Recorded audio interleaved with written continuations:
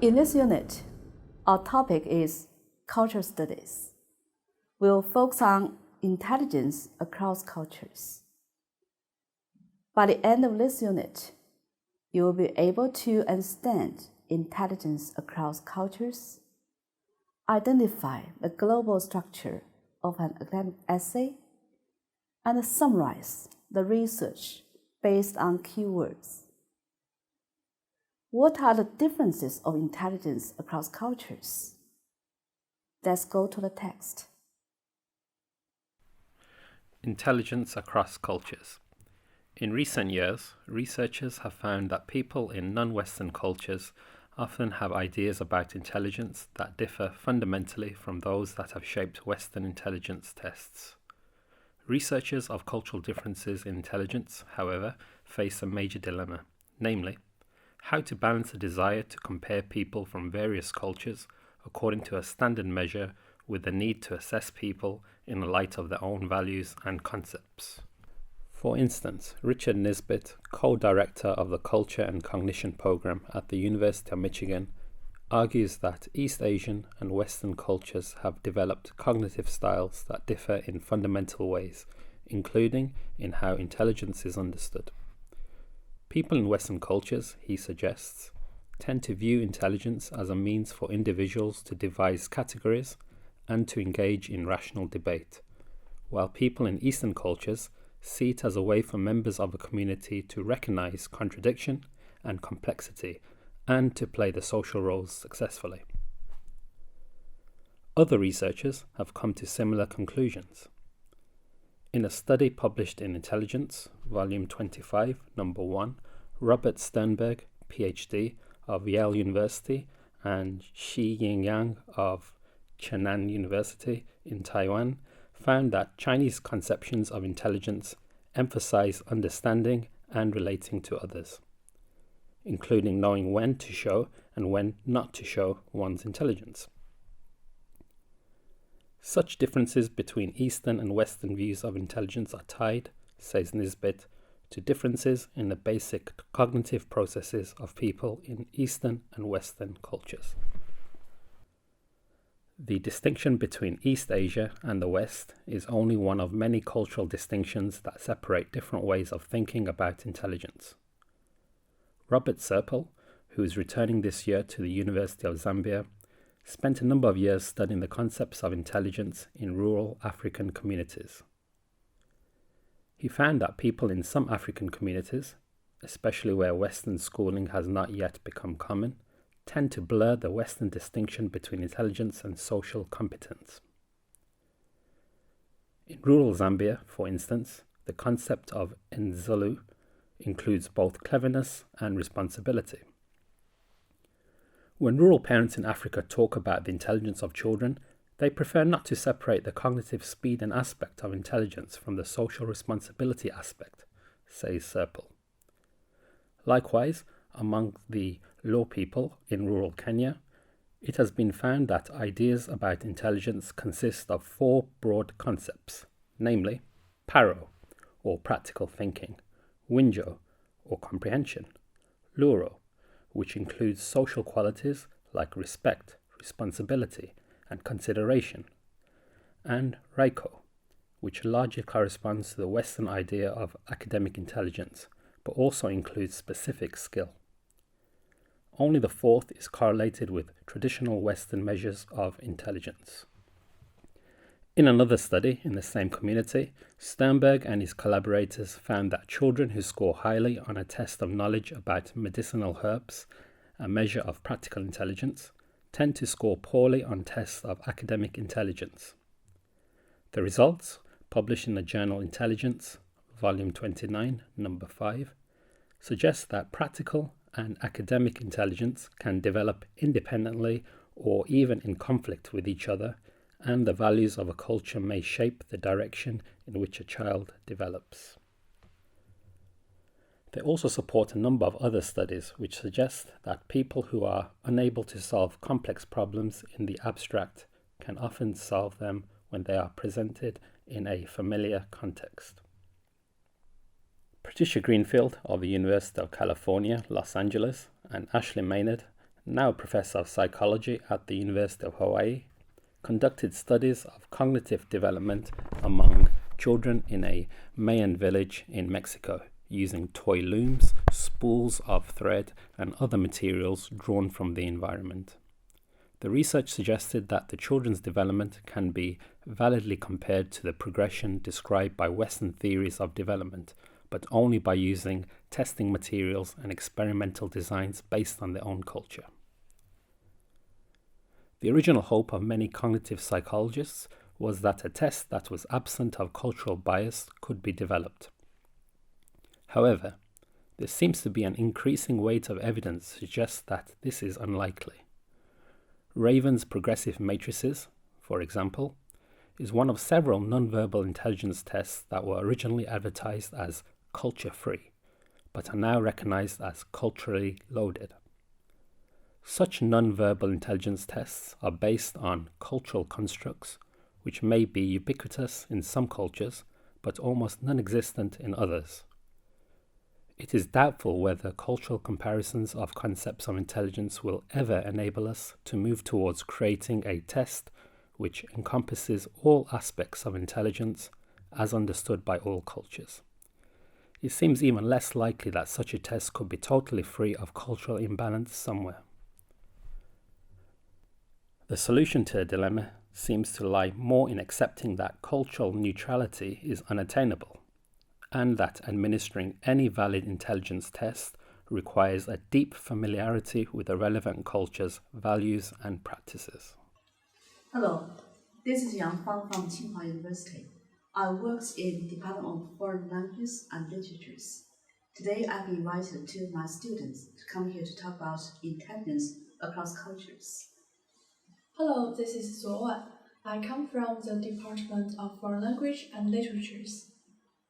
Hello, this is Qin Zixiang. I also come from the Department of Foreign Language and Literature, and I majored in Japanese. Great. Now let's look at the paragraph. In the first paragraph, we have a few sentences. Now, do you have any questions? Yes, I have a question. I don't quite understand the meaning of namely here, so what's the meaning of this word? You see, this is a very long sentence. Yes. From namely, we are giving a very general picture at the very beginning, and then start with namely, you try to make it more concrete. So just to separate two sentences? Is one sentence. In the first part, you describe a general picture. In the second part, you give more detailed information. And I also have a question about the word dilemma. dilemma means you have different situation. Sometimes you have two choices. Most of the time, you have more than two choices. So dilemma means it's very hard decision to make. In the second paragraph, we also have very long sentences. So, do you have any questions? Yes, I noticed there are two confusing questions. Well, one is view intelligence as a mean form, and another is see it as a way form. Well, are there any difference here? Actually, means a way of doing things. They are very similar. Yes, about this engage in, what does this actually mean? Engaging means participate in or take part in. Now let's come to the third paragraph. Zixiao, do you have any questions? Yes, about this cognitive, what does it mean? Cognitive is one's mental process. You know, when we think, when we know things, when we inform others about a new information, all this process is called mental process. This is what we mean by cognitive. Now let's look at paragraph 4. We have a very long sentence here. Do you have any questions? Yes, I have a question. I don't quite understand the schooling here. I think school is a noun, but why here the author used schooling? Schooling is also a noun. It refers to Western education. Actually, it means schools which adopt Western values in education. So how about the word blur? Blur is a verb which means it's not very clear. Here the writer wants to say the gap between the Western and Eastern idea about intelligence is difficult to recognize. So they fail to find the differences between. Right. They fail to find the difference between the two. And I was wondering about the meaning of competence. Competence means ability. It is like you are able to do something, we say learned competence, learned ability to learn a language. In the next paragraph, we also have a very long sentence here. Do you have any questions? Yes, I found that the use of shape here is very different from that we have used before. So can you explain the use of shape to us? Yes, shape is used as a verb here. It means decide and influence. This paragraph, there are 2 or 3 long sentences. Do you have any questions? Yes, what about this an increasing weight of evidence means? An increasing weight of evidence means more and more evidences. It has nothing to do with weight. And other difficulty in this paragraph? Yes, I think one word is very difficult to understand. This word is ubiquitous. So what does the word mean? Ubiquitous means everywhere. And about construct, what about this? Construct is a noun. It means concept. Do you have any other questions? Yes, I think this is a very long and complicated sentence, and I find it difficult to get the point of it. Do you mean the last sentence? Yes. Okay. In this sentence, researches of cultural differences in intelligence refer to some researchers who study the cultural differences in intelligence, namely introduces a new sentence which gives more concrete idea of the study of cultural differences in intelligence. This sentence means that we are using different standard measures to judge people according to their values and concepts. In this sentence, we notice that there is a contrast between Western cultures and Eastern cultures. View intelligence as a means for, see it as a way for. These two expressions are similar. A means for means a way of doing something. Engage in rational debate means to participate in a meaningful debate. In the last sentence, there are 2 verbs. One is to recognize contradiction and complexity. It means to realize the diversity and differences between community members from different cultures. Another verb is to play their social roles. These differences in Eastern and Western views about intelligence are closely related to the basic cognitive processes of those in different cultures. Here, cognitive means relating to the mental process while we learn, know, and understand something. In this sentence, Western schooling means education at school which adopts Western values. Blur means to fail to see the difference between intelligence and social competence. Competence means the ability to do something well. In this sentence, practical intelligence and academic intelligence are a pair, which may develop together but separately, or may contrast strongly with each other. In this sentence, a number of studies show that some people who cannot solve abstract problems can solve these problems if they are presented in a familiar context. An increasing weight of evidence refers to more and more evidence. Ubiquitous means everywhere, easily found.